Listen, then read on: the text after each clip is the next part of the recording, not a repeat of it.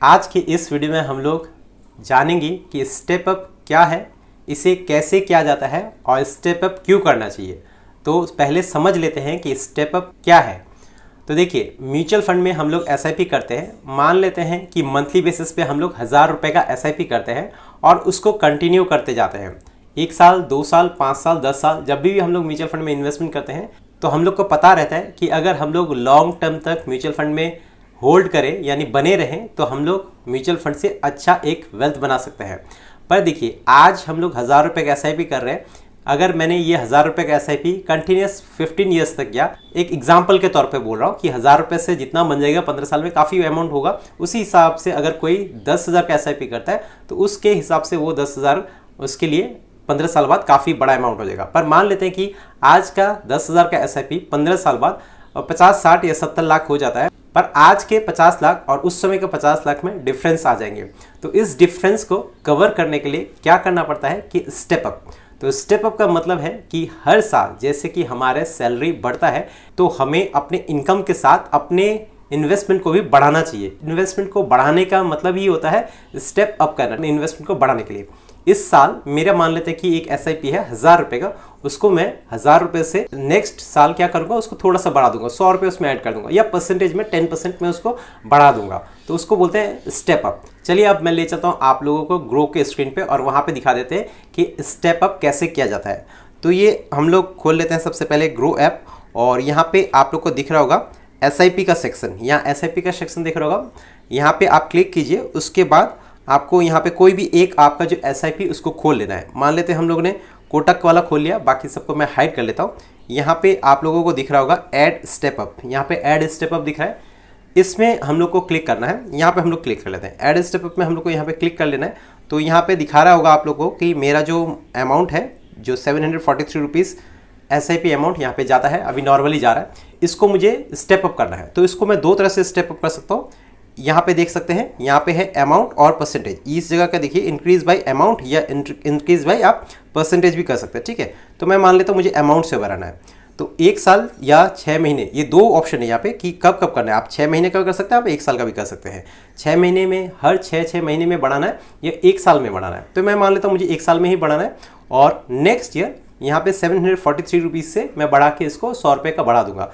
तो यहाँ पे मैंने 100 रुपये का जो है अमाउंट ये बढ़ाया हुआ है, 743 अभी मेरा जा रहा है। और 1 साल बाद जो है यहाँ पे डेट भी आप लोग को दिख जाएगा, नीचे डेट दिख जाएगा कि ये अप्रैल 2026 के अप्रैल से यहाँ पे ये लागू हो जाएगा, स्टेप अप हो जाएगा।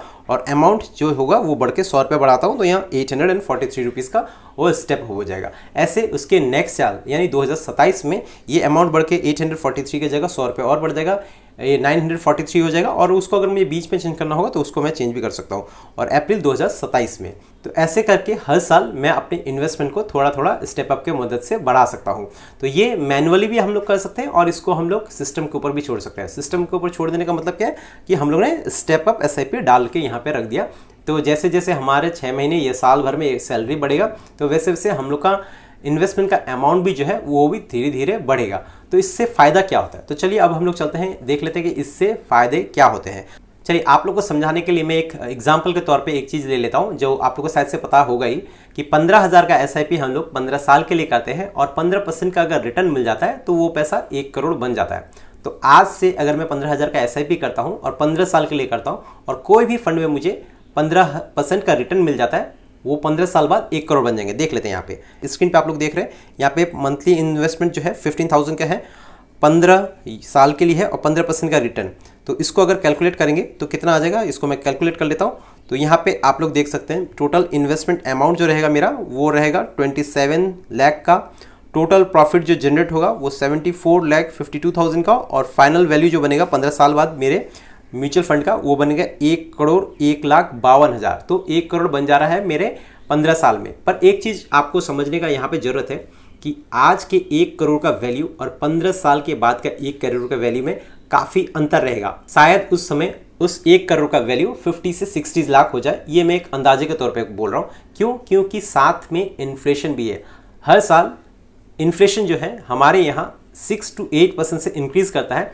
तो 1 करोड़ का वैल्यू 15 साल के बाद इन्फ्लेशन एडजस्ट करेंगे तो वो 50 से 60 लाख के बीच में आएगा। तो कैसे हम लोग इन्वेस्टमेंट करें ताकि हमारा अभी का जो 1 करोड़ का वैल्यू है वो 15 साल के बाद भी 1 करोड़ का मिले। तो उसके लिए क्या करना पड़ेगा, जैसे इन्फ्लेशन बढ़ रहा है तो आपको अपना इन्वेस्टमेंट अमाउंट जो है उसको भी बढ़ाना है। तो उसको बढ़ाने के लिए तो हम लोग ने देख लिया कि स्टेप अप कैलकुलेटर की मदद से कैसे करके हम लोग 6 महीने में या 1 साल में अपने इन्वेस्टमेंट अमाउंट को स्टेप अप कर सकते हैं। उसको परसेंटेज के हिसाब से स्टेप अप कर सकते हैं या फिर उसको अमाउंट के हिसाब से भी स्टेप अप कर सकते हैं। तो चलते हैं अब हम लोग स्टेप अप कैलकुलेटर में, और वहां पे हम लोग देख लेते हैं कि अगर हम लोग अपने इन्वेस्टमेंट अमाउंट को स्टेप अप करते हैं कुछ परसेंटेज से या कुछ अमाउंट से, तो उसमें कैसे चेंजेस हम लोग को देखने को मिलते हैं। तो चलते हैं अब हम लोग ग्रो का स्टेप अप कैलकुलेटर, हम लोग आ चुके हैं ग्रो के स्टेप अप कैलकुलेटर में, और सेम अमाउंट से हम लोग जैसे कि 15,000 का हम लोगों ने SIP किया था 15 साल के लिए, उसी हिसाब से देखेंगे।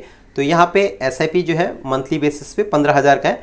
एनुअल स्टेप अप यानी हम लोग अपने इन्वेस्टमेंट को साल में 10% के हिसाब से बढ़ाएंगे, और एक्सपेक्टेड रिटर्न जो है वो 15% का ही रखते हैं। टाइम पीरियड को बढ़ा के हम लोग 15 ईयर्स कर लेते हैं। 15% का रिटर्न एनुअल स्टेप अप 10% से, और 15,000 का पर मंथ का SIP। तो इसको अब हम लोग एक बार कैलकुलेट कर लेते हैं। वहाँ पे हम लोग ने देखा कि हम लोग को कितने रिटर्न बने थे, 1 करोड़ बने थे। टोटल हम लोग का अमाउंट जो था 27 लाख इन्वेस्टमेंट करके 74 लाख का रिटर्न मिला के टोटल जो अमाउंट बना था हमारा 15 साल बाद, वहाँ 1 करोड़ बना था। यहाँ पे कितना बनता है, तो यहाँ पे देख लीजिए, अगर हम लोगों ने स्टेप अप किया तो इन्वेस्टेड अमाउंट हम लोग का आ जाएगा 57,19,000 का। एस्टिमेटेड रिटर्न हम लोग का आ जाएगा 96,69,000 का। तो हमारा टोटल वेल्थ जो बनेगा वो बनेगा 1 करोड़ 53 लाख, और उस 1 करोड़ 53 लाख का value after inflation adjusted 1 crore आराम से हो जाएंगे। क्यों? क्योंकि हम लोगों ने अपने इन्वेस्टमेंट को 10% से इंक्रीज किया है। जहाँ पे इन्फ्लेशन 6 से 8% हर साल बढ़ रहा है, वहीं पे हम लोग ने अपने इन्वेस्टमेंट को 10% से हर साल ग्रो किया है, पर उसमें हमारा इन्वेस्टमेंट अमाउंट थोड़ा सा बढ़ेगा भी। अब इसको देख के काफ़ी लोग ये कह सकते हैं कि यहाँ पे हम लोगों ने पैसा तो ज़्यादा लगाया। तो देखिए, आपको 15 साल बाद पछतावा ना हो कि आपने 15,000 का SIP किया, 15 साल के लिए किया और 15% से रिटर्न मिला, 1 करोड़ तो बन गए, पर उस समय जाके आप देख रहे हैं कि उस 1 करोड़ का वैल्यू जो है वो घटकर 50 लाख या 60 लाख हो गया। तो ये रिग्रेट ना हो, इसके लिए स्टेप अप करना बहुत ज़्यादा जरूरी है। तो अपने इन्वेस्टमेंट को हर साल थोड़ा थोड़ा कुछ परसेंटेज बढ़ा के, मिनिमम जो है इन्फ्लेशन से ज़्यादा होना चाहिए, 7 से 10% के बीच में हो तो बहुत अच्छा, उससे ज़्यादा कर पाते हैं तो बहुत ही अच्छा होगा। तो यहाँ पे हम लोगों ने 10% के हिसाब से देखा, और 10% के हिसाब से हम लोगों ने अगर अपने इन्वेस्टमेंट को ग्रो किया तो टोटल इन्वेस्टमेंट हमारा हो जाएगा 15 साल में 57 लाख का, और उसमें हम लोग को जो रिटर्न मिलेगा वो 96 लाख का, और हमारा टोटल जो कैपिटल उस समय बन जाएगा 1 करोड़ 53 लाख, जो कि आज के 1 करोड़ के बराबर होगा। तो समझ गए होंगे शायद से कि स्टेप अप किसे कहते हैं, स्टेप अप कैसे किया जाता है, और स्टेप अप करने का फ़ायदा क्या होता है। अगर आपके मन में कोई भी इस चीज़ को लेके कोई शंका है तो आप कमेंट सेक्शन में जरूर से पूछ सकते हैं। मैं कोशिश करूंगा मैं किसी एक वीडियो के माध्यम से आपके सवालों का जवाब दूंगा। तो चलिए, आज के लिए बस इतना ही। मिलते हैं फिर कल और एक वीडियो के साथ, तब तक के लिए बाय।